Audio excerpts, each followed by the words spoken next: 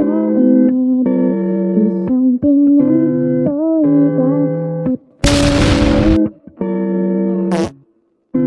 Chắc có ai đã khiến em mơ về nơi khác, thì đêm nay ta mới việc nhà.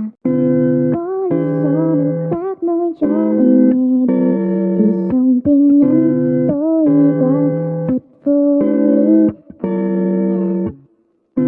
Chắc có ai đã khiến em mơ về nơi khác, thì đêm nay ta mới việc nhà. Có lý do nào khác nói cho anh nghe điều vì dòng tin nhắn tối qua thật vô lý. Chắc có ai đã khiến em mơ về nơi khác, thì đêm nay ta mới việc nhà. Có lý do nào khác nói cho anh nghe điều vì dòng tin nhắn tối qua thật vô lý.